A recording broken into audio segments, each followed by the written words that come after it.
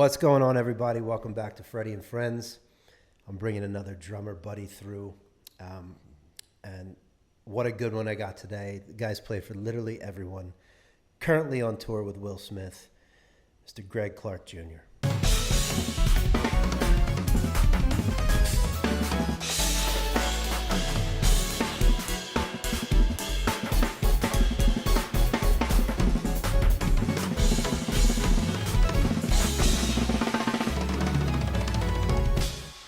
What's up? Woo! How's it going, man? Thank you for I having me. I can hear the applause, man. It's hilarious. That's funny. That's funny. Oh, thank you for having me, man. It's fun. This is cool. It's awesome to have you, man. I think you're one of the few guys that can really talk to my audience about what it is to be a real professional in this industry. A touring, working drummer. Okay. All right. I'll do my best. I'll do my best. No, I think you're the guy to deliver it. Deliver the message. Oh, man. That's funny. Yes, I'll try. But I don't know. Let's see where to get started. You're coming off tour right now. You're touring with Will Smith. You're taking a little rest. Yes, I am. That's great. I'm assuming you're Yes, it is. you're happy about that. It for sure is. I am enjoying the rest. I finished that tour and then had to jump on a small tour, or a shorter tour rather, with a singer named Ledisi. She did a Dinah Washington tribute. Oh, so cool. I went from playing hip hop to playing like straight ahead jazz at a very low volume. So that was a very fast adjustment. And that was fun because I like that flow of music a lot, more than a lot of different styles of music. But I like that transition, so it was fun. It's fun for you. Yeah. Well, why don't we go back in time a little bit? Let's take me. Let's get in the machine. Let's go back to, because you're quite versatile, like you just said. I mean, you can. I try. You're playing pop, hip hop mainly, but you got jazz chops. You got all those things locked in and dialed in. So, how did you get there as a young drummer? You know, what were you doing? Who were you studying? What were you listening to? I want to hear about it all.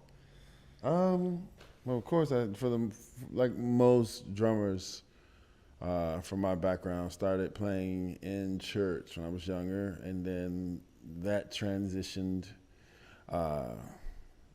Church is an unusual training ground. Mm-hmm. It is because we cover a lot of different styles of music. Yeah. So it forces you to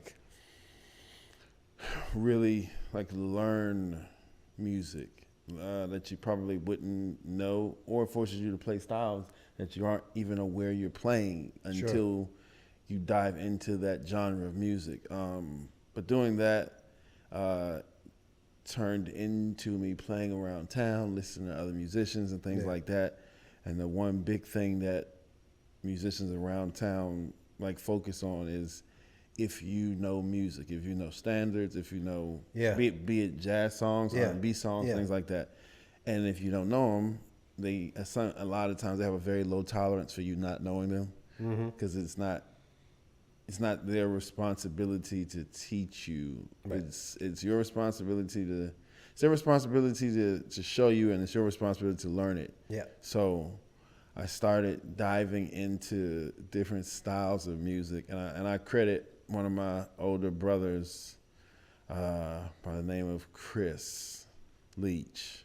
He is a music head like me, probably to a 15th degree. And he's just we would listen to music a lot, and just different styles, and just trying to figure it out. And he understood it more than I did. Yeah. But it's a process. You keep listening, you keep being aware, and sooner or later, it clicks. And in my opinion, I think this worked for me, but I think it's true to everybody. I think everybody has either a song or an album that made music click for them as a whole. That's kind of cool. I'm thinking right now for myself. It's that one song or that one record that just made it go, this all makes sense. And I think once that happened for me, it was easier for me to like navigate through music because I come from a city, born and raised in Washington, D.C. I come from a city where everybody can play drums. And at a certain point, D.C. was more so known for being like, if you want the song to groove, get a drummer from D.C.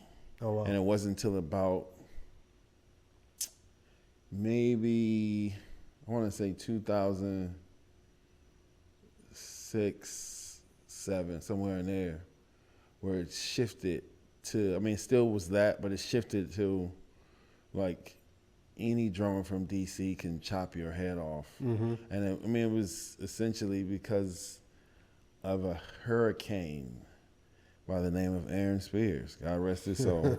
But like he was, like it was a freak of nature, and it was funny because we were all so used to it that when he got his chance to go crazy, like he really went crazy, and like people had never really seen anything like that in such a free form, like a very concentrated free form of playing. So it was like that became the thing of like, oh, this is DC drummers, and it wasn't necessarily all of us, it was just some of us. So what I did was I took some of that, I took some of the groove thing, and then I started hanging with some of the jazz guys.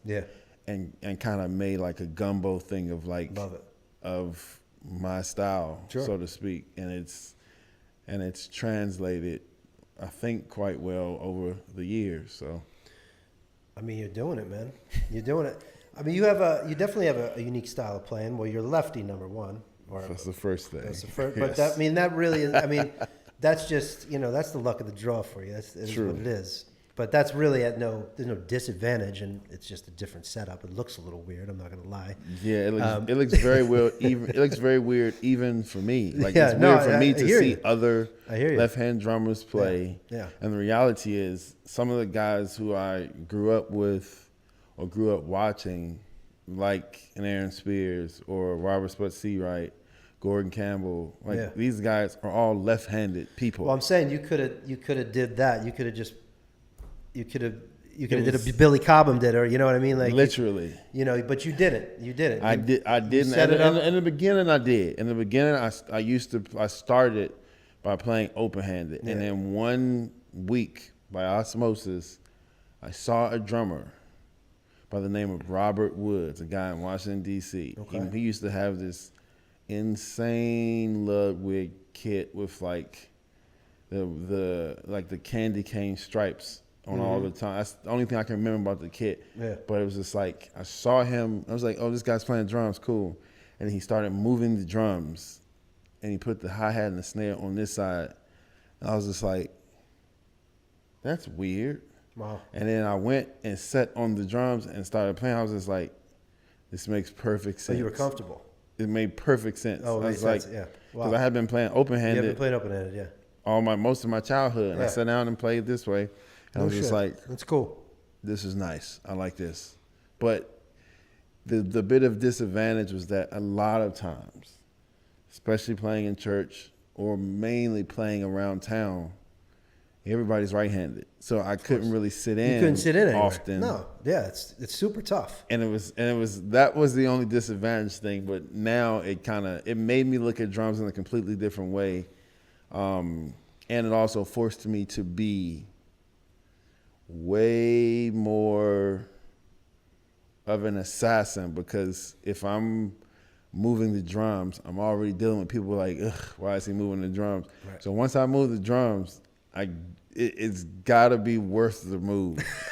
It has to be. Yeah, it's got to be worth the move. It's got to be worth the move. So it's like, because there's been a few times where specifically I remember in Chicago, because Chicago is very similar to DC in the aspect of, there's just a lot of killers. It's a lot of killers that like just 12, 13-year-old children who are ready to cut recording sessions. Yeah.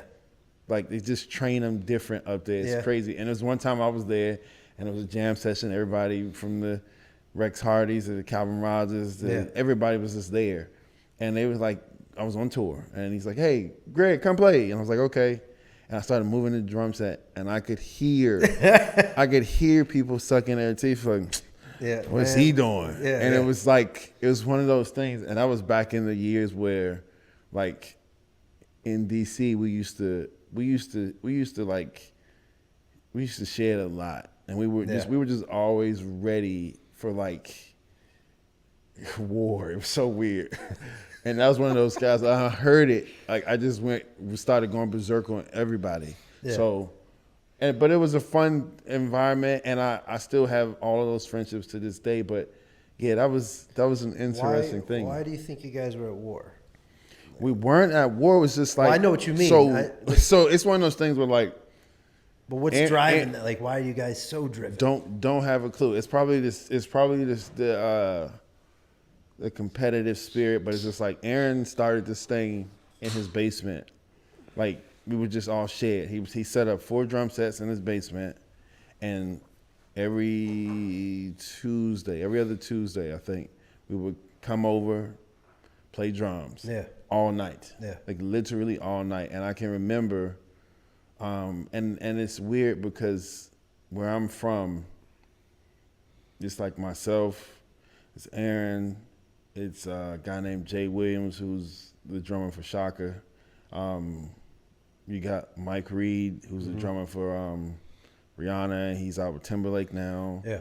You got Devin Webster, who's the drummer for Eminem. Yeah. You got, like, it's just so many assassins that's in a mixing pot that everybody's just kind of iron sharpening iron. So it's like, it was just, that's cool, man. That's just how we grew up. So it was just like, even when we went to another city, and I've only found that, I get a little slack for this, but it is what it is. I've only found that there's only 3 cities that have that like that, and it's the D.C., Maryland, Virginia area, it's Chicago, and it's Dallas, Texas. No shit. Those 3 cities, and of course people say different cities, and it became a whole thing. But those 3 cities, they just breed drummers completely different. Yeah. And if I go down the list and start naming drummers for them cities, you're gonna be like, oh, yeah, I hear what you're saying. Yeah. Okay, yeah. But I mean, I don't know what it was, especially, and you talking about probably from 2000 about 2006. Like some of us was getting dropped off like on a school night, and then would have to leave when it really got good because we got school the next day. Sure. So it's that kind of thing. Yeah. So it's even the idea or the aggression of missing out when you literally have to leave when some of the guys you really wanted to hear play, or some of the guys who were coming in from out of town to play. Yeah. They're getting there, and then mom and dad is outside like we got school in the morning, so it's unique, like, man. It's unique. It was so unique that we thought everybody was doing that. Right. No, that's my point. Like I wasn't doing that. Like most of the guys I know weren't doing that, and the fact that all of you guys wound up actually really doing it pretty much as a career too, is even crazier. It's insane to find that many dudes with that much talent that are playing the same instrument, that are like collecting in some dude's basement, but all from the same city, all from the same town. It's crazy. It's crazy. It is crazy. And then you're saying this is I mean, look, that was the beginnings of it, but it's a bigger thing now. But people know about the concept of it. It makes so much more sense. But it's cool that you were kind of around in the inception. When that crazy. Shit was happening. Everybody you can think of, from Spud, John Blackwell, like anybody you can think of, came through the basement, hang out, and it was one of those situations where we would be playing, it would get intense, and somebody would play something crazy, and it's a language, so you call and response a lot, but it was a lot of learning little things like how to play with click tracks, how to play with MPCs, and this is before the rage of everybody having in-ear monitors. It was literally like a wedge, and turn the wedge up, and we're all playing, but you still got to be able to listen for the click or the percussive track, that kind of stuff. It's one hell of an education in terms of playing. Oh man, it was just learning the licks, and I mean, it's so much that could go down when you get 4 guys in a room that all doing different shit. Like your mind's gonna, it's crazy. But you're not even talking about 4 guys. You're talking about maybe coming in and out, maybe about 18 people. You're 18, right. 19 people just coming in and out, playing, chilling, and and there's footage of it There's like Aaron's best friend, a guy named Gene. We used to call him Channel 7 because he had the cameras like that one. Like he had this camera and he was videotaping, just like he has all the documentation. News, yeah. It's crazy. Wow. So it's like, it's one of those things where it was just like, it was such an experience that we thought everybody was doing it, but then we figured out they weren't doing it because we would go to different cities trying to do that. And it was, people were just like, we don't know how to do that. But it was a learning thing. It would be like, oh, we playing. And they're like, wait. What you just play? Play that again. Right. Like it was a learning piece of it. And I think over the years, it has transitioned into like an unusually weird battling thing, which that was never wasn't the way it was. Of it. Yeah, you guys. Yeah. So it's like, that's the kind of thing where it just kind of makes some drummers like step back from it because it's like they don't have that kind of that assassination style. They don't. They don't. And then it's like some of us who have gotten older, like myself, it's like it's interesting to see now the younger guys who are in the shed and they can really play and they playing some wild stuff and I love it. And they kind of think oh, you old, you ain't got it, like let's play. And it's like, I don't think you understand the aggressive nature that we came from. Like there's always a reserve. There's always something left in that old body. It might only be 28 minutes. There's always a reserve. So it's like, that's the fun part. But it's also like, if you don't do that, if you don't sit down with the younger guys and just kind of see what they listening to, see what they playing, see what they hearing, the ideas, you're gonna be out of touch and you're gonna get left behind. So it's like the whole thing is like, it was designed for like a give take, young, old, new, not new, fresh, unfresh, everything to just kind of work and make sense. And I think that's the main focus of it. And as long as that's around, it'll be cool. I like that perspective a lot. What would you say at this point in your career? So, all these guys can play, right? Yeah. All these guys can play the face off, right? But let's talk about going to the next level. Correct. Right. Okay. So now tell me, what does it take beyond the ability to play to make it and make it in this biz and do what you're doing, right? And get these kind of gigs and play for these kind of artists. Clearly you can play. But what else is it? What's the trick, man? So I think a lot of people, or I think the big misconception is that people think that there is some sort of gimmick that can make it but you can make it happen that way, and a lot of times that's not really the case. I think the main piece is like, building strong relationships and consistently cultivating those relationships, because you never know when that stuff is going to make sense down the line, because it always does. Like even now, you're talking about friendships that I started in the early 2000s.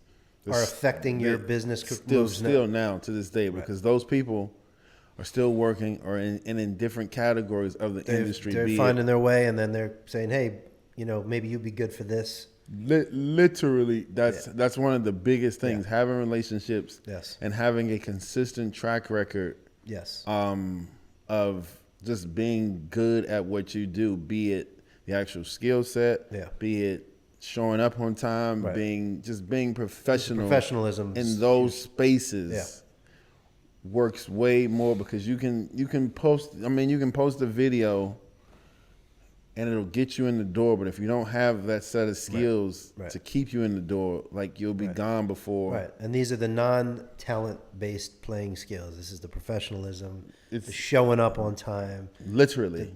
Realizing that this is a job and you're here to do a job, and the ego's over here, and 100%. And that's really difficult for people, man. It is very difficult. Wrecks everybody. Most people can't do it. It's difficult because people don't understand that it's a muscle you got to train. It's a muscle that needs to be worked. And people don't talk about it. The ability the ability to be able to effectively negotiate rates, the ability to understand and be realistic about the rate you're asking for versus the resume and skill set you bring to the table.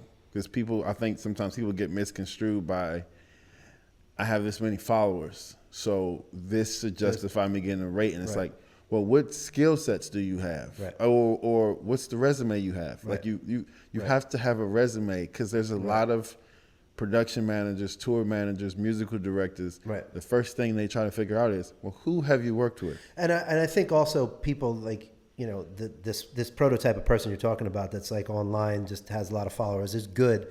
I don't even think they realize you're not negotiating that shit with the artist. You're talking to the director or the manager or whoever. There's a massive amount of layers involved here on the business end. Like, you know, you're not having your fucking pay rate discussed with. You're not. It's like, that's what I'm saying. They have no clue. They have no clue. And it is very seldom that an artist supersedes everybody and says, hey, pay him whatever he wants. Drummer gets whatever he wants, It's very seldom. You have to deal with so many layers of people on behalf of the artist, who's number one, speaking for them, or number two, trying their best to save the artist money by offering you, just trying to get the best deal out of you. I've heard somebody say this, and I thought it was a really good idea. I feel like the best negotiation when everybody gets what they want is when nobody is happy. If somebody leaves the table super happy, I mean, somebody's getting screwed. Is getting screwed. So if we both unhappy, I mean, we both got just enough to make this make sense. Carrots just right there. Literally. You got half the burger, I got half the burger. Cool. But if it's so crazy to think about it like that. No, but I guess that's the way it works, though. It's such a real thing. And if you are not, as a musician, creative, even if your field is trying to be a playback engineer, musician, consultant, whatever, if you're not communicating with people who have already done this to say, hey, you don't have to tell me what you made, but what's a good ballpark number for me to charge, or how should I go about this so that I'm not underbidding myself out of a gig, or underbidding somebody else out of a gig, or keeping the workflow and the pay scale at a level so that everybody is still making money even when I'm gone. Those are the conversations that, like, these are muscles that most people don't train, and it's because they're not getting the information from the right people. But these conversations need to be had. Like, everything can't be about the actual playing of the instrument. It's these things. And these are the things that, like, people like to do business with people who know how to do business. 100%. People like to do business with people. 100%. No, that's it right there. But so in this new world that we're in, and you'd be a great example to have seen this evolution, because you've been in the game for a minute. You got all these new guys. There's a lot of saturation. A lot of guys that can play. A lot of guys at your feet, right? Making the rates are falling because of that. Because there are the music directors, there are the managers be like, you know what, I'm gonna take a shot on this dude and I'm gonna give him $200 a gig, or 100, like some ridiculous thing for like a real production. I know that shit happens. That hurts. How have you dealt with, like, how do you navigate that at this stage? Because I know the rates are like this, but it's craziness. It's crazy. It is crazy. The way I navigate it is, you're gonna pay me what I want, and that sounds so forward and crazy. You're not scared. But it's one of those things where, like, I know a few different ways to have the conversation with you on how you're gonna pay me what I want, because I'm going to give you exactly what you're hiring me to do. You're not getting I don't know if he can do this. Yes, I can do this. Yes, my whole thing, my whole brand comes with a team. We have freaking wardrobe, we got playback, we got production, we got creative direction, we got lights, we got everything. Even if you're just hiring me as a drummer to play drums for your gig, a lot of times it always bleeds into, I think we need to get somebody for creative in here to do it. You know somebody? Or we need to get somebody to mix this. You know somebody? Or like it always, especially here, it just turns into that so fast. Yeah. And when we're in a space and we're working and decisions have to be made fast, it's very much, if you're doing your job to the 10th degree, I will trust your word faster than me having to go down the list and let me find this person, let me find this person. Oh, you know somebody who can come in and do your job. If you're saying it, all right, we can believe it. Let's work with it. Let's make it happen. Let's get it. But then what happens is your list, your Rolodex becomes very precise because you're only as good as your last recommendation 100%. when you're recommending people. So sure. It's like when you calling people, it's like, listen, I need you to do this. I need the turnaround time it's not even 24 hours. Can you make it happen? Yes or no? Yeah. It's not let me get back. It's like, if you can make it happen, like, yes. And if you can't, I understand. It's hard feelings. Right. I got to go to the next guy. And you cultivate those but we going back to relationships. You cultivate relationships from people where I know you can get this done fast, and you're gonna get it on the level of you working with a friend, not somebody being hired, not somebody hiring you. And what I mean by that is, I've always thought when I'm working with a friend or somebody that I have a relationship with, I should probably kill it way more than I'm working with a stranger, simply because whatever I'm doing, it's a reflection on your recommendation. That's right. So it's like when you call me, chances are it's deadline. I need you to come through. You're my guy. We're working again. Easy. Yeah. And I think that piece makes it make sense a lot for a lot of musicians. So it's like having those conversations about what the rates are, having those conversations about, because it takes me a lot to say no. Sure. It's like, this is my rate. If you can't do this, then, you can do this? Okay. Well, this is how much time I can give you for this rate. Yeah. Yeah. And if that works for you, cool. If not, I can recommend you someone else. Yeah. But a lot of times people in my crew or my camp, we all have like a network. So it's like, we know the people you're going to call to try to either underbid me or say, oh man, that's crazy, but we're going to try. This guy said this. It's like, oh, okay, cool. We all have a thing of, we're not going below this number. You're actually in the recruiting business. Seriously. Because if you think about it, you have a network of young guys or buddies or whatever that can play. And when the job's not right for you, for whatever reason, might be right for my man here. Or my man Literally. there. You're a recruiter in addition to everything else you do. And that's why the business is always, that's why people always look at it like, well, why the hell can't I get a gig? Because it's tight. Because at that level, it's tight because the working guys have their guys, and that's who they work with.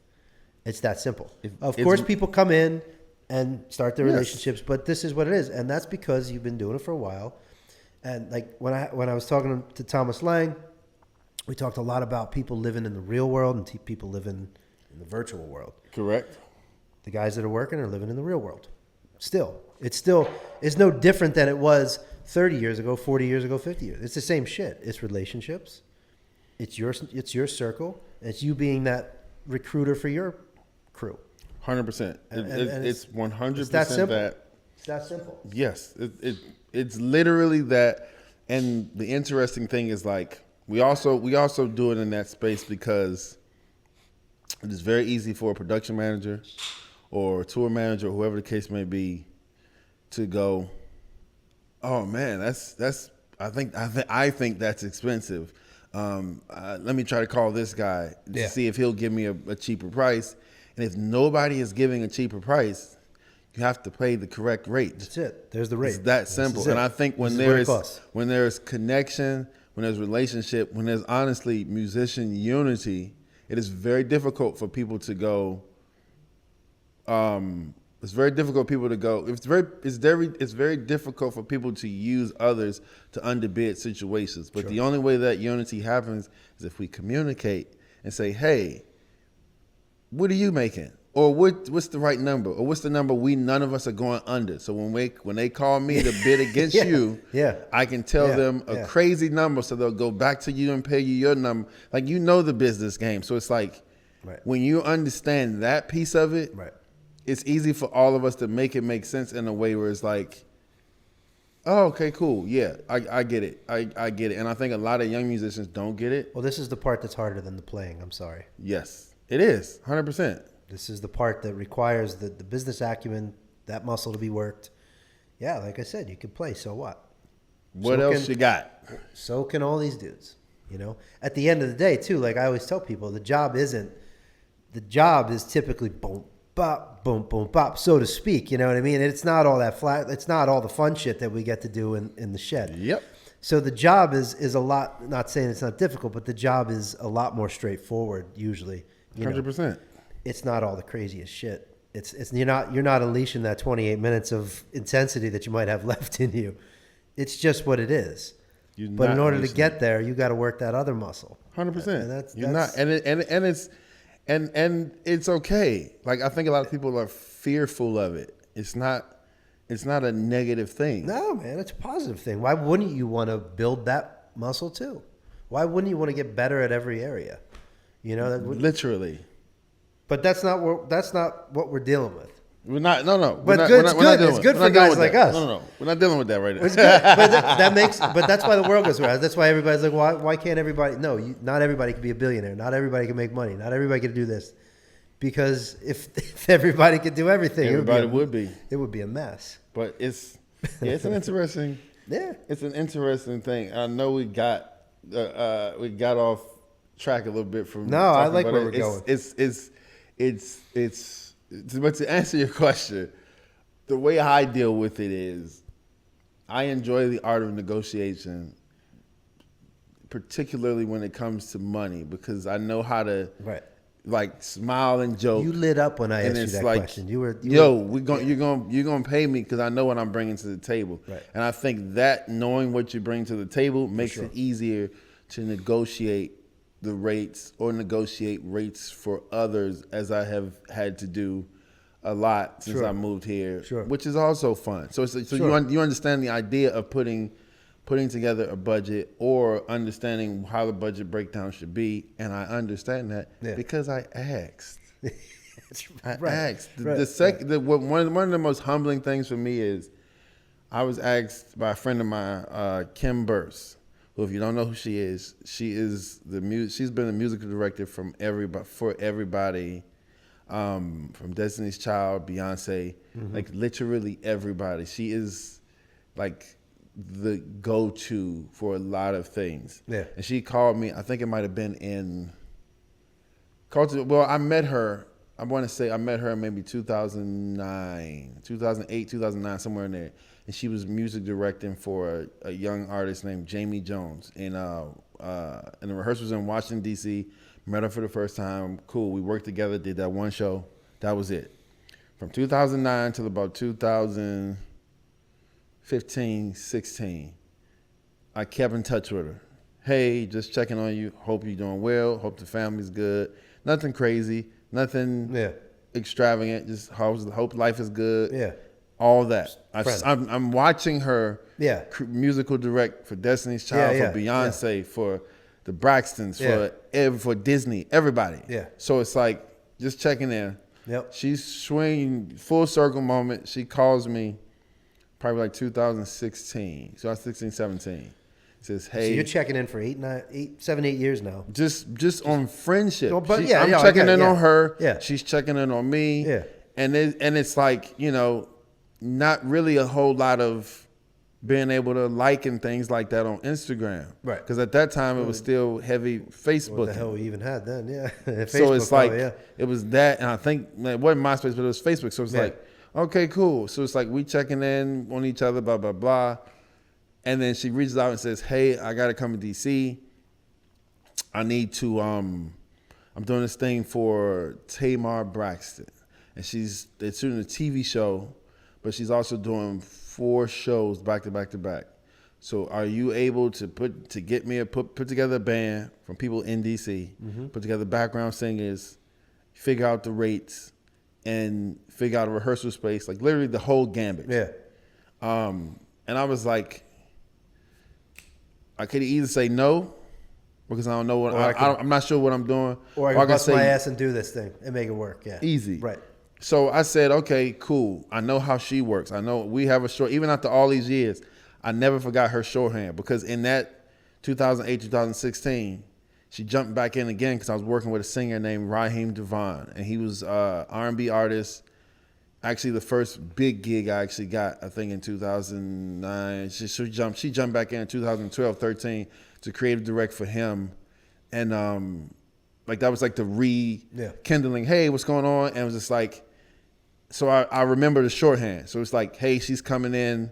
It's not that much time. Sure. I got to get people who are killers and who she's comfortable with. One of our first calls was a guy by the name of Daniel Weatherspoon.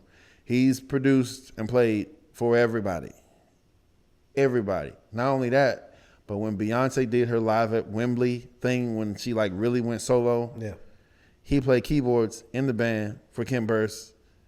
Like, so they already knew each other, but they didn't realize that, like, she already worked with him. So I called him. I was like, yo, I need you to come in and play keyboards. Got my buddy Vernon Proud to play bass. Got my buddy Kenny Kohaus to play guitar. And I called 4 singers. And I sent it all to her. And she was like, cool, this will work, all good. Got a rehearsal space, all that. And what I did was I leaned on Daniel, because he had done this a million times. Yeah. And not only did he not try to get in the MD seat, but he literally said, yo, whatever information you need, just call me. Good dude. And so I was like, okay, cool. Smart move for you. Yeah, but good dude. Great Clearly dude. Good dude. Great dude. 100%. And so I literally bounced information off him. He's like, you should do this. You should do this. Don't do this. You should do this. And like everything was smooth. Yeah. So, and I never forgot that. So somebody who has done this on the highest level. Yeah. But he saw something in you to roll it out like that, to let you. He saw that you wanted to put this together. 100%. You had it in you, and he knew you could do it. So he was like, I'm going to help this dude out 100%. because he could be the next guy. He could, and I already knew his shorthand, right? Because we had worked together, so I knew. Right. He's one of the guys who taught me the ability to work fast. Yeah. And because you work fast, but then there's another gear that people don't talk about. They work fast, like to the speed of. I was in a session with him one time, and he sat down on the piano and was like, he's producing a song, and he sat down on the piano while we were setting up. Yeah. And he was like figuring out an idea, and he was like, "Okay, cool, let's record." Yeah. And I was just like, "Wait, hold on, I'm ready." I need to. Like, what's going on? He was like, yeah, and everybody was aware of the pace, but me. So I was just like, oh shit, I gotta catch up. So like from that moment until now, that has helped me. Yeah. In spaces with like working with Ricky Minor or different things like that I've done, and just like the speed in which people work. They never have to worry about Greg on drums. Like, we got to slow everything down because he's not ready or he doesn't know. Or we got to play the idea again. It's like, but we had a shorthand. So it's like at that space, and they happen to be filming a TV show while we were rehearsing. So you're dealing with personalities, you're dealing with people being extra, you're dealing with glam teams, all that, while we're trying to rehearse. Yep. And Kim is also putting together the show in real time for in playback, because at the time Tamar and her husband Vince had separated or divorced, and he wouldn't send her the files for the songs. So Kim is rebuilding stuff in real time while they're shooting the TV show, while people are, oh my God, commercial break, all that kind of stuff. Yeah. And we're like, y'all realize the first show is in New York in 2 days, and we only rehearsed 2 songs. Like, we gotta get this going. We gotta get it going. So like at that speed, it's like you gotta have people around you who know the shorthand, who can work fast, who understand. Like, we might only get one good run through, and we gotta lock in on that. So those little things are what people don't talk about on the highest level. Right. I can remember sitting in a rehearsal. I moved to LA January 2020, and I can remember I met Ricky Minor. He came to a gig I did at Hollywood Bowl with the singer Ledisi. She did a Nina Simone tribute with the LA Phil. And we played, and I tell you, everybody from Hollywood, like entertainment, was there. Yeah. And we played the gig, cool. After the gig, in the little back area hanging out, this guy walks up to me and hits me on my back. It's like, man, you played them drums. It's Ricky Minor. I was like, oh, cool. Thank you, man. Like, you're the guy. Yeah. So it's like, from that moment on, like, we were cool, super cool. And he called me, was like, hey, man, I need you to do some gigs with me in the band, blah, blah, blah, do a couple award shows. Insane. Yeah. So we do some stuff in real time. They're working so fast. It's like, okay, cool, I'm prepared, I know my stuff. The curveball comes in when the director for the award show says, oh, man, we forgot about this part. We got to fill a lot of time. And Ricky says, we'll just play let's just play the bumpers we used to do on the Jay Leno show. And so the whole band, Paul Jackson Jr., Earl Cooney, Dave Delahome, Wayne Lindsey, all of those guys, Kevin Ricard, they all like, okay, cool. Yeah. They know that stuff. Of course. I don't. Right. So I'm like, okay. And I have been doing so many gigs where I wasn't reading charts. Yeah. They read charts. Yeah. So I'm like, they started handing me the charts, and I'm looking at the charts like, I get it. Yeah. But I don't get it at the speed they get it. Yeah. So I'm like, okay, what can I do to figure out how to get this as fast as possible? One thing I know about musicians who sight read, particularly guitar players, they are going to play the song in their guitar like loudly to like they see this sheet music and they go and I'm like, okay, that's the groove. Gotcha. Because you're talking about 20-second bumpers, if that. Yeah. So I'm like, oh shit. Paul or Earl would do that every song. So all I did is I got very silent. I just started listening. Like, because they're moving so fast. Yeah.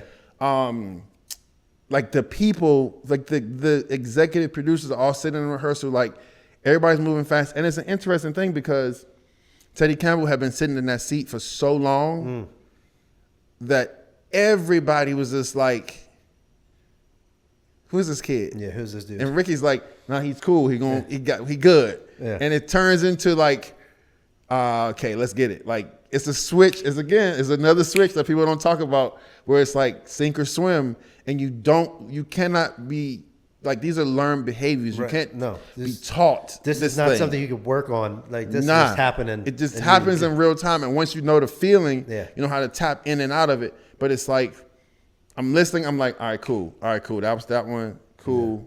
Yeah. All right, this one, that one.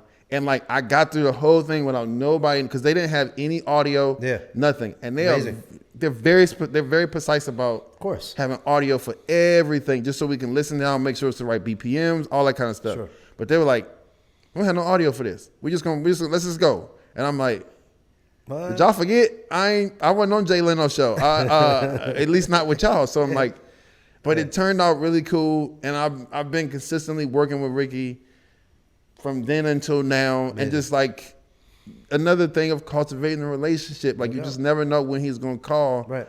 The last gig I did for Ricky, he called me to do an event, but they were rehearsing for a different event. So I never got a rehearsal. And I was just like, wait.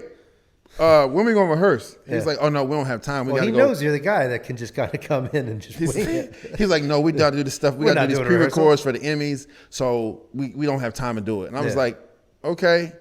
So they were like, nah, young fella, you got it, young fella. We ain't worried. Yeah, we ain't worried about it. And of course, you got to show up. You got to execute, turn out great. Yeah. But those tools of like cultivating relationships, being prepared, and just consistently being consistent are the pieces that's like outside of the playing that are the next level of things that will get you called for work. Because people like to work with people who know how to work and who know how to do it. And it's like, I'm a big fan of giving someone you don't know an opportunity. But in a climate now where it's so many people who look like they're ready. And they're not ready. It makes the people in charge very iffy on like, well, should I can't call them. I'm gonna call the people I know. And it's an interesting thing, man. It's an interesting thing, but you can't blame them. And that's the way it is. This is business, there's money on the table, there's things that gotta go right, and you need pros. You cannot complain. You can't It's a wild thing, man. It's a very wild thing. And I didn't even mean to go off on a tangent about that, but I think it was great. It's an interesting thing, man. I think it's an interesting thing, and I don't think most people have this discussion. I think it's more about like, what's the next lick or chop we're going to talk about. But I think that this is what we can talk about that. No, but I'm saying I think this is the one, man. That's interesting. I mean, because people they're not ready. And they have no clue, and I don't think the information's not there either for them. They don't know what to do. We also have to help the people coming in. You have to give them something.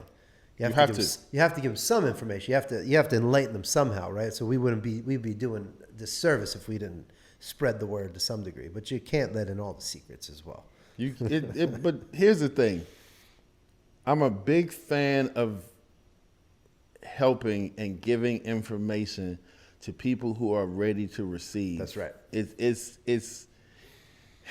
is a weird feeling to give information to give information to people, and it's falling on deaf ears. Sooner or later, super weird. People are going to, not everybody, out of maybe 5 people, probably 1 or 2 at the most, will genuinely go, yo, I see what you're doing. Like, help me understand that. And then you can always tell by their first responses if they even want to do it. Yeah. If they really want to listen, if they really want to follow the code of how things go. And those are usually the people who last, and they go to the next level, and you work, and you can call, because it can turn. You live here, it can turn into, all right, this is what you need to do, blah blah blah blah blah. Do this, do this, do this. Cool, I got you. And it can turn into, as a matter of fact, I just got an opportunity. I need you to do it. Can you do it? Are you ready to do it? Blah, blah, blah. And this is your chance to do it. Are you ready? Are you going to show up on time? Are they going to call me and say, where's your man's at? Is he here? Blah, blah, blah. He didn't have the right color outfit for the gear. He left his headphones in the hotel room. No, literally, those are and it's funny enough because I've talked this over with quite a few people, and those are like the big ones. Like, people don't even show up on time. Or you got like a big opportunity, you don't show up on time? That's like, how do you fuck that up? And then, like you said, like just all this other like auxiliary stuff, like you didn't bring what you needed, or you're like just completely unprepared. I did a vocal session one time, and I rehearsed, right? I prepped. Yeah. I go in studio, I'm out in 2 takes. Easy. Guy's like, what the fuck? I'm like, what do you mean? He's like, I don't see it that often anymore. Thank you, he goes. I'm like, yeah, dude, it's my job, right? You guys are paying me to do this. I'm going to just do it. Like, that's it. And I'm out. Like, I'm not hanging around. Like, it's a job. Boom. I bring my water. I drink. I sing the song. I'm out. Done. Job's done. That's it. Job's done. It's a job. It's a job. You show up. You do exactly what you got paid to do, right? You could go above and beyond. It's fine. But I'm just saying, like, what's so hard about that? It's very difficult if you have not learned showing up on time or ever been held accountable. This is what I wanted to ask for you. It. So that's what I wanted to ask you. So you obviously have, you obviously had the skill in you, and you've developed it because it's only natural, right? As you've gone along your career. Where did it come from? Was this from your parents? Was this growing up a certain way? Was this where did what come from? That. You have it. Like, I don't think people have it. It's like you already knew that you had that muscle. Like, accountability, right? Responsibility. These couple things that are required as of what we're talking about. You had to have learned it as a kid, maybe the way you were raised, or you saw something and it inspired you. You saw something, put that in you, and allowed you to embellish it. Because a lot of people don't have it.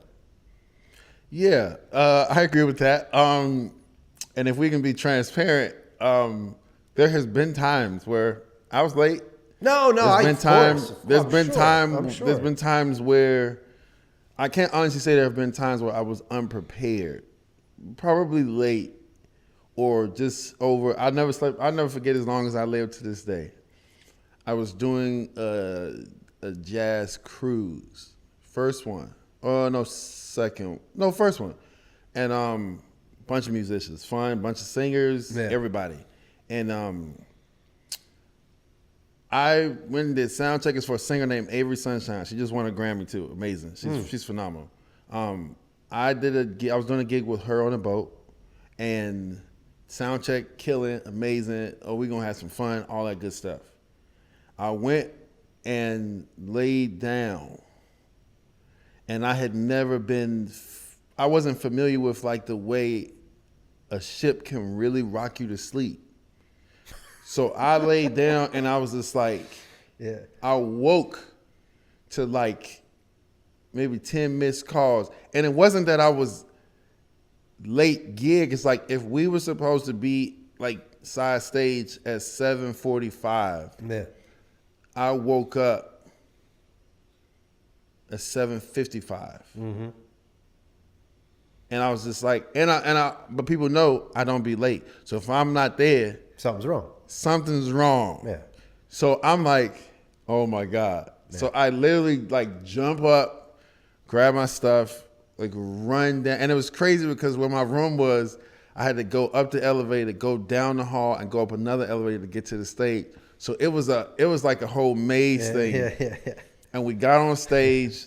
They were like, are you okay? Cool. We got on stage. We playing the songs. Everything's cool. And there's this moment where everybody gets a solo, and she gets to the drummer, and she was like, y'all make some noise. My drummer, this boy is bad, blah, blah, blah. He was late, but, and she said it on the mic, and it was so, I couldn't even be upset at her because, number one, she was right. That's how she got you back. And number two, the intention behind her saying it wasn't malicious. Yeah. She was very much like, he was late, but he's about to kill y'all on this solo. Yeah. So it was just like, okay, cool, I got you. That's what it was. We had fun. It was great. That's funny, yeah. But since that, it has never happened again. A lot of times it usually takes the whole motto of people don't believe the stove is hot until they touch it. It usually takes for it to happen to somebody for you to understand it can never happen again. Yeah.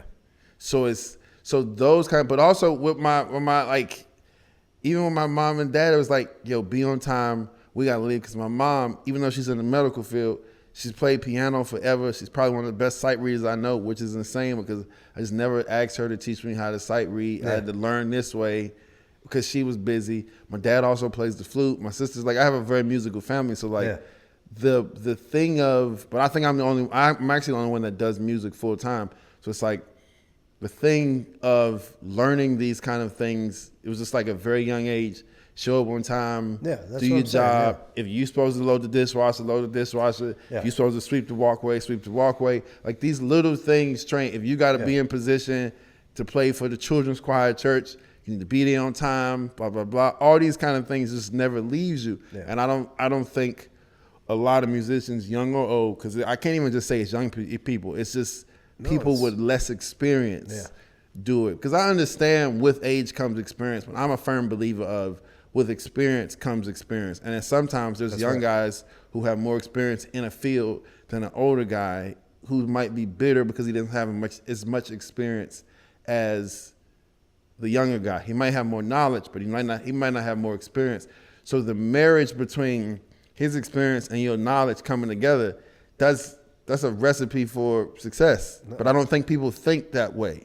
So it's like they instilled in me that whole thing. So when I was late, I felt bad. And she was like, and even Avery was like, yo, you good? It's all right. Yeah. You killing. It happens to us. And and in that regard, it's never happened again. Yeah. It has never happened again.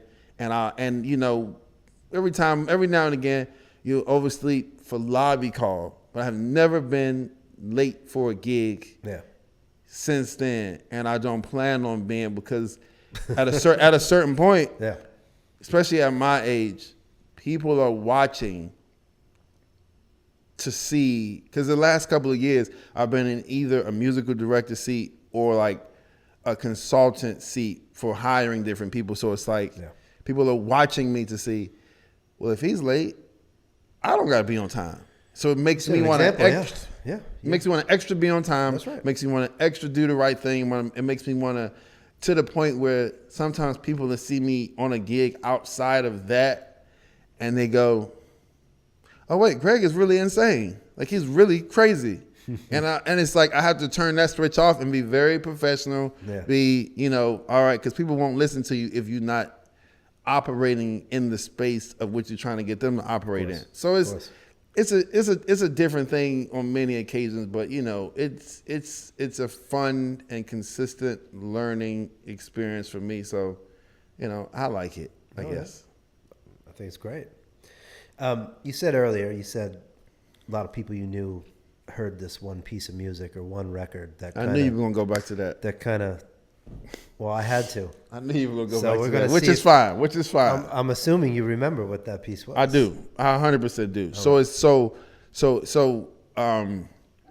the interesting thing with me is that probably, I would say 2006, 2007, somewhere in there, I used to go to this specific jam session in DC at this place called the Blair Mansion. And the jam session was hosted by a bass player named Gary Granger. If you don't know who Gary Granger is as a bass player, you might want to pick another instrument. But Gary is like one of the most prolific bass players ever. And he did the jam session, him and his brother, Greg Granger. So I would go there just to hear that flow of music. These guys are playing in different spaces. It's a different kind of thing. It's R&B, it's jazz, it's fusion. It's a powder keg of anything at any moment. Yeah. So I'm going consistently, blah, blah, blah, hanging out, whatever. And I sit in, I'm playing. We might be a minute and a half into the song, and Gary says, solo. And I'm looking at him like, okay, young, I don't care. Fresh out of high school, I don't care. Solo, cool. Solo, finish. I'm walking out of the space to go to the bar to get something to drink. And somebody grabs my arm and was like, man, you sound good. Woo, I enjoyed that. And I was like, thanks, man, appreciate it. And I started walking and I was like, wait a minute. I was like, you're Dennis Chambers. He's like, I guess so. Yeah. And so I was like, oh man, it's cool. It's like, and it didn't click with me that like, oh yeah, Gary played bass with Dennis, with John Schofield. That's him playing bass on Dennis's first VHS. It didn't register to me until I saw him. I was like, wow, oh shoot. Yeah. So he grabs my arm, he sits me down. That whole night, we're listening to music in a jam session. He's like, yo, have you heard this? Have you heard this? I was like, no, I haven't heard that. He's like, listen, he's like, you hear this? And I'm kind of pretending like, oh man, it's like, I'm like, what does he let me hear? Like, I don't get it. I know, cause I know good music, but there is that click piece is just like, it's not making sense. And he's like, let's stay in touch, blah, blah, blah. He's like, come to the house. And he took it's funny, cause he took I think it was a 60 gig iPod. It was either 60 or 80. He took it, he plugged it into his computer. Now, anybody who remembers iPods, if you plug it into a computer that's not yours, the second you sync, it master resets it. Yeah. So he wiped everything I had off my joint. Of course. He's like, yo, I'm finna give you some music. Yeah. He filled the iPod up completely. Yeah. With music. To this day, right now, I still use that iPod, and I'm hearing songs. I was just like, oh snap! I didn't know that. Wow. But the reason why I said that story, and ever since then we've been cool. He's Uncle Dennis. I can call him for anything, all that good stuff. Yeah. But the reason why I told that story is because when I was younger, after he did that, when I was younger, I used to, about that same age, I would go into, or even when I was in high school, I would go into Borders or Barnes and Nobles. And I know you probably remember, Barnes and Nobles used to have the CD section where you could just scan the CD and get a sample. Yeah, for sure. And me and my brother Chris would do that. We would scan all kind of different CDs and just see what was that.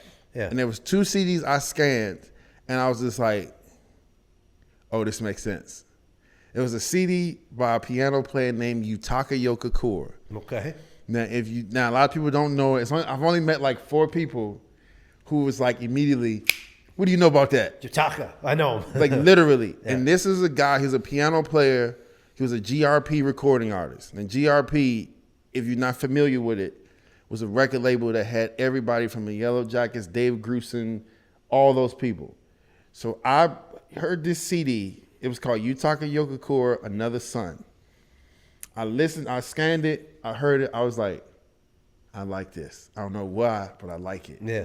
And so I bought it, I read the credits, and I was just like, wait a minute, who is this guy to have Abraham Libero on bass, Nathan East on bass, Carlos Vega on drums, Vinny Colaiuta on drums, all on the same record? Yeah.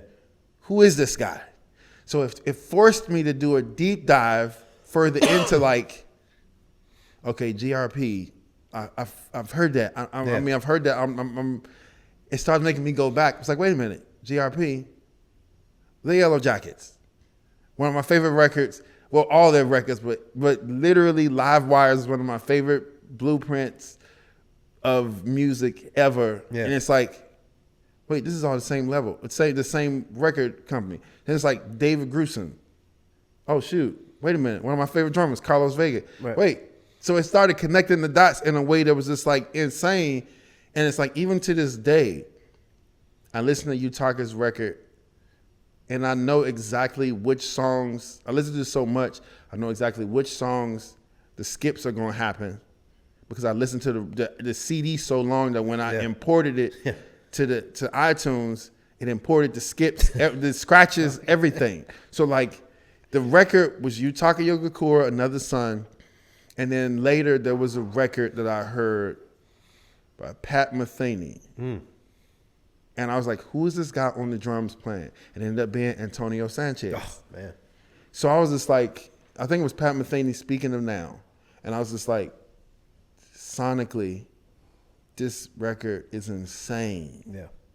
And they not playing crazy. Yeah. They just playing in such a musical thing, because that's always been Milo's stick. Milo's stick is like, people from DC, they groove crazy, they chop crazy. But somewhere in the middle, it was me, because I was like, I like to play music. I like the melodic thing about it. That's why, my drums always sound the way they do and things like that. So I was like, something about this. And there was things that was just like, it was familiar, but I couldn't put my finger on it.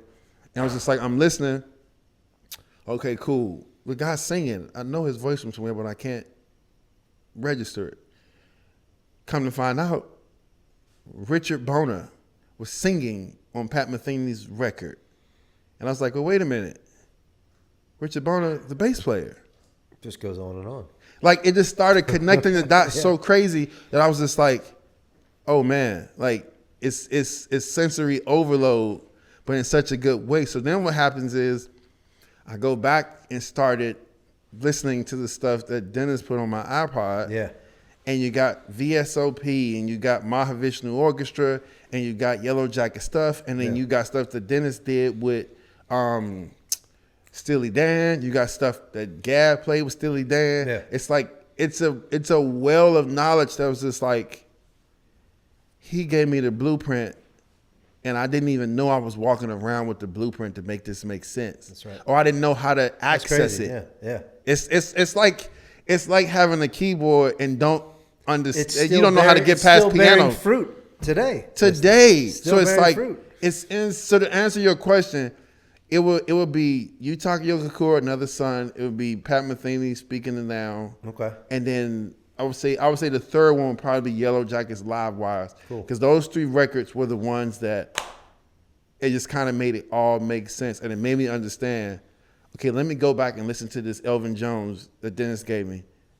Oh, I understand what he's saying on the drums now. That's right. I get why, to the untrained ear, him just playing a ride cymbal like that sounds boring. But when you really listen to what he's playing and how he's accompanying the pianist or whatever the case may be, it's like he's literally showing you, listening to him paint a picture in real time. That's right. So it's like, that's what it's all about. That's literally what it's all about. But to get that information to someone who's only focused on like trying to access a pop stage, right?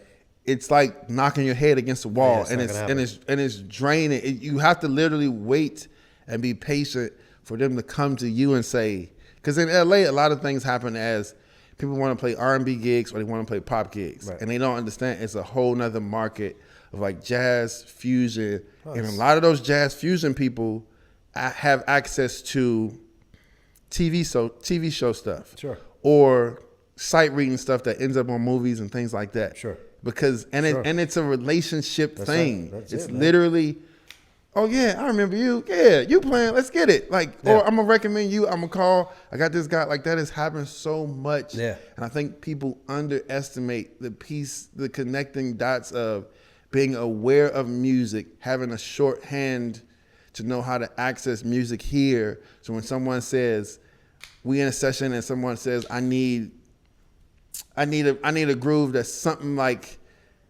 Steely Dan, but not always Steely Dan. You know how to access sonically the drum tuning, to how to play it, to how to approach it. It's so much. It's so all connecting dots, and it's frustrating to try to get that information to people who aren't aware that they need it. Yeah. But I mean, again, being 39, it's kind of now. It is kind of my job to kind of help people, especially guys who want to get help, guys and girls, to just want to do it, who want to understand it, who want to learn it. Yeah. Cool. But to answer your original question, those 3 records are the ones that made me really concentrate on. So I've never heard Will Kennedy. I've never heard him have a bad sounding drum set, ever. His drums always sound flawless. I think Dennis's drums always sound flawless. Yeah. And I think even then, Antonio Sanchez's touch has been insane forever. Yeah. I think so. I feel like, when I look at your playing, man, I feel like you got a little Sanchez kind of coming through you just in the touch. Yeah. You got you kind of have a finesse about your playing. Like you could smack them, but you don't need to. You know how to extract tone out of the drum. I'd like to see that.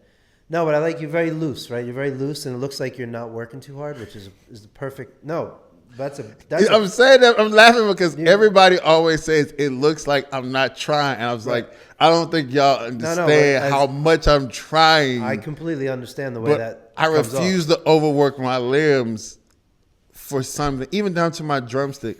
I use a 7/8 drumstick. That's crazy. People use 7/8 on all your gigs. That's people amazing. Think it's so insane, but it's like I think a lot of times, especially with drummers, they get focused on using the stick that they see the guys they use, and not what fits their hand. Yeah. And for someone like, I'll say Dennis, for example, for someone like Dennis, who has masterfully figured out a way for musicians to love him because he can chop anybody out of a room. Yeah. But for artists and managements to love him because he can groove anybody out of a room. The other thing that he needs to do, yeah. His drumstick is the size of a 7/8. He's like, why would I use a drumstick that doesn't fit my hand comfortably? That makes my whole limb have to work harder. I was like, you're right. I couldn't agree more. You're right.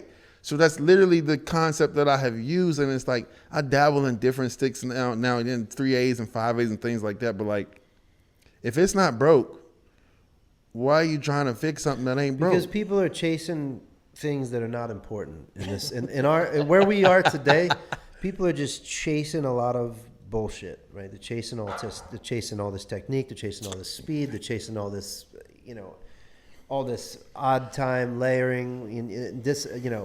All this shit, right? It's great. It is great. I will tell you that. It is great, fun. But guess what? It's great, but guess what? Audience don't care. Audience do not care. Even I might get a little slack for this, but please. I would go as far as to say, even though they're aware it's happening, even the artist or the fan base for a band like Rush, they don't care. They still don't care. This is a great point because it's kind of has the drummer is known in Rush. Like people know the drummer can shed, right? But at the end of the day, they still don't really get it. They're like, we're hearing it. Yeah.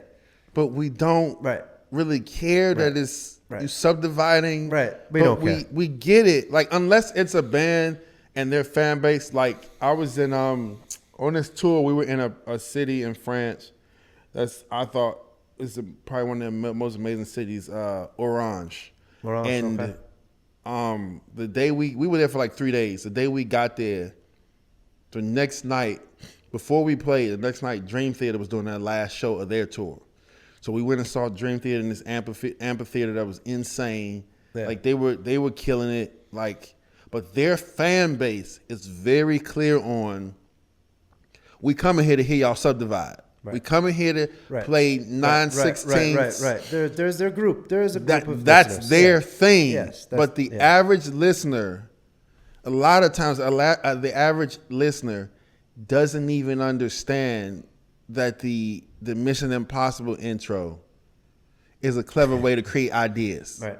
They don't even understand that is off time. Right. They just like, oh, that's Mission Impossible intro. That's all we care about. Right. So it's like that kind of finding that sweet spot between knowing that stuff, understanding it, appreciating it, but also being fully aware of like, if you can't lock down a 2/4 groove, you're not gonna work. Exactly. Out of all of the business acumen we've talked about, that stuff, if you can't groove these people on this stage, even if the groove is you swinging the big band hard, or if you playing a ballad at a weird 62 BPM or a groove or something like that, if you cannot lock that down, every subdivide you have learned is not going to help you in that situation. Independence ain't going to save you. They don't care. They don't care. The band does not care if you can make your limbs do different things. It's nice. I it's fun. It's fun, man. They don't care. Right. So, I mean, that's my point. So you can't. I call it the drummer tunnel, right? It's like you're not playing for drummers, man. You're playing for the masses, right? Playing for people to appreciate the sonic quality of this thing. Yeah. And hopefully you got something nice that everybody can listen to. And they don't care about subdivisions. They don't care. They just want. But that's where we are today. Again, like I said, I mean, this is where things are evolving, and it's just too radical, man. That's why I said. That's why I like bringing somebody like you on. That's just, you can do all that if you want to, right? But you're rooted here because this is where it is. This is where the work is. This is where the paycheck is. This is where it happens. But being yes, I agree with all of that. And you can go bring that into the shed room if you want. But here's the tricky thing. Being able to switch things off and on is a learned behavior. Before I went out with a Will, I was on tour with Stanley Clarke. Oh, that's crazy. That's Stanley Clarke's gig. Love Stanley, man. But again, now we're going back to cultivating friendships. Yeah. I met Stanley probably 2007, 8, somewhere in there. I met him because my friends were playing with him, and I would go to the show just to hear, people. He's a wild card. Yeah, he's for sure a wild card. But Ronald Bruner is a gift to drumming. Ronald Bruner's. He's a wild card. Let's just be clear. I don't know. I don't know him. I hear the wild card thing, but let's just face it. When you sit him down on them drums, the dude is not to be played with. Yes, and that's right. He's still playing with Stanley, or he was. No, he hasn't played with Stanley in a long time. He still plays with Kenny Garrett. Okay. But I would see him play with Stanley, and it was just like, this is insane. Yeah. But to get that and sometimes I would go and see him in DC. Yeah. And I'm the only drummer from my clan there. Yeah. Like trying to listen and understand that language because it's just a language. It's just a language. It doesn't make sense. It's a different thing when you're playing fusion. Yeah. But you try to sit. If you can't, it's not going to make sense if you're trying to sit down with a folk groove in a fusion gig. Like you got to understand the language that's being conversated. Otherwise, it ain't going to work. That's right. Cultivating that friendship and just hey, Stanley, just kept keeping in touch, literally keeping in touch. How you doing? Yeah. You doing good? Blah, blah, blah. Yeah. Until he literally reached out one day and was just like, hey, you want to play with my band? I was like, okay, sure. No, absolutely. So now you're talking about a gig where I'm never feeling, I've never felt pressure for any gig. I've always thought, if you're nervous about something, that means you didn't prepare enough. Yeah, that's actually a Kobe Bryant motto, and I believe that because there's a big difference between being nervous and being anxious. Yeah. I think 100%. Two different things. Two different things. Even though they might resemble the same thing, feel, but they're different. They're different. It's emotions. like it's almost like twin. It's like twin sisters. It's like that's one is two. They're two different things. So it's like, and I'm sitting here thinking like, okay, Stanley. You know, there's the drummers who's played with him, from Billy Cobham to Dennis to Lenny White to Ronald Brunner to Mike Mitchell to the drummers who's played with him. The drummers that play with this man is the roster of all time. It's all time. So it's like, what does he want me to do? He was like, yo, I just want you to do you. He's like, I know exactly what you do. Yeah. Just do you. Yeah. And he's like, you bring a certain thing to my band. Yeah, that I'm not. I haven't heard in a very long time. He's like, it's a certain like feeling that you play with that's just like, and it's not even a crazy thing because those moments happen. Yeah. I'm playing some stuff and I'm like, I need a Gatorade because I'm about to pass out, and it's like, he feeds off drummers having the most freedom on his gig that I have ever experienced. Yeah. But then there are certain songs where like he's just trying to groove. Yeah. And it's old 70s, 80s groove. School days, where the kick drum is sliding a little bit. Yeah. Like that hard of a groove. So it's like, okay, cool. We getting into a rhythm, and it's fun, and it's like, you know, it's a lot of fun just to be in that space. Even sonically, because when he plays, he's used to hearing the ride cymbal on his side of his ear. But then when I set up, the ride is further away. So it's like just even those little minor details that even makes him want to play a little more. And it's like that kind of thing happens, and that's fun. And we still work together to this day. But then I get the call to do the wheel stuff, and that is a completely different beast because it's just hip-hop songs, and he wants the grooves to sound just like the records. He wants to sound like the record, yeah. He wanted to sound like the records. Now, he's open to ideas and different things to sit the music up a little bit. Yeah. But he wants the meat and potatoes of those records, because you're talking about hit records. Yeah. Well, you guys are playing the oldies, like his...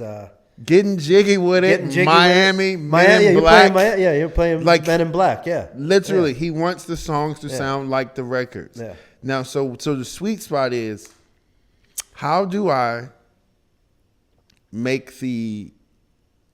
this, because I don't even call it a prison to be in, but how do I make this box I'm in, how do I have the fun in this box? Right. Like, how do I come in and out of songs? Right. How do I accent things he's saying? Yeah. When he's rapping and catching it and things like that. Like, that's the sweet spot, as opposed to opposing my will on a song and things like that. And he's like, oh yeah, I like this. I like him. I like him on them drums. Because he's never toured with a band. First of all, he's never toured. He's never toured? Never toured. Wow. Like, when he said it, I was like, wait, you never toured? Because he put out his first record, made all the money. Yeah.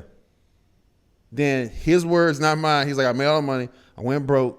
Then he started doing Fresh Prince of Bel-Air. Yeah. And then from there, it was movie, yeah, box off. Where was that that broke period? So he's never toured in his whole career until this gig. And he's also never toured with a band. That's nuts.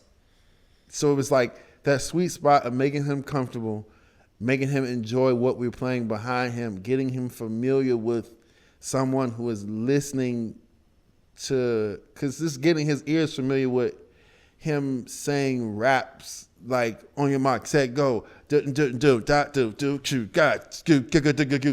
playing accents off of him, and he's like, yeah, I like that. Yeah, he's never it's usually just him and Jazzy Jeff. Yeah. So it's like having that push pull, finding that to like get him comfortable is drastically different from the stuff I did with Stanley Clarke. And then even the stuff with Stanley Clarke is drastically different from the way I had to listen when I did my short stint with Snarky Puppy. Yeah. Like it's different things, but being able to access those musical things and understand that it's 15 people on stage with Snarky, and it's like, you know, how do I get my say out in that band? Sure.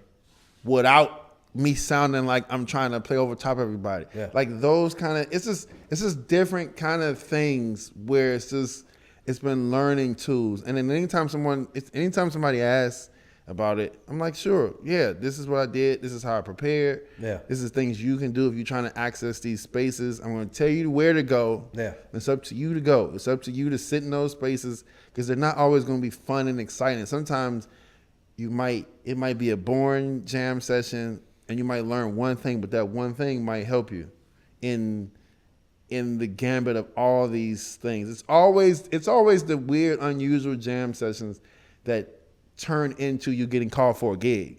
It's never the super high profile jam where everybody's there and they have the folded arms and people looking. It's always the random gig where someone hears you and they recommend you to this one and this guy knows this one. It's literally a network, and you said it. I don't think people get that piece of it, and it's, you know, I don't know, man. I tend to ramble on, so it's like it's an interesting thing, but I think I like good, it. Man. Yeah. No, I think you said it well. I'm gonna ask you a couple quick fire questions. Boom. Real simple. What's a non-negotiable in your life? Something that you do that is absolutely non-negotiable. Sleep. Love it. Gotta sleep. Gotta sleep well. You slept on that cruise ship, didn't you? Gotta sleep. Gotta sleep. Gotta sleep, for sure. All right. What about a habit that you do every day? A habit that I do every day, I like to relax by playing video games. I know I can't do it every day, but I try to do that because that's different from music. Like music is so ingrained in us and everything we do, it's hard to step away from it or not overanalyze it. Yeah. So something like a video game, it's like it completely takes me away from like music or drums or any of that kind of stuff, and just I can live in that world for a little bit and then come out. So I try to do that when I can, either that or just trying like really good food because I like to eat. But those two things. That's cool, man. I think that takes the emphasis off of the music thing. It's a lot. Yes, I agree. One more for you. Okay. Recommend one book that you think every guy or girl should read. That's a good one. Like a book of music or a book? I don't care. Just book in general. Anything you think is an important read. Man.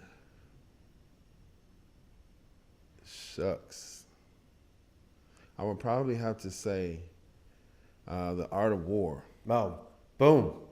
I was just talking about that today. The Art of War that's a good one. Damn right. That's a quick one too, man. It's not a big book, but it's either very either The Art of War or like a Berenstain Bears book.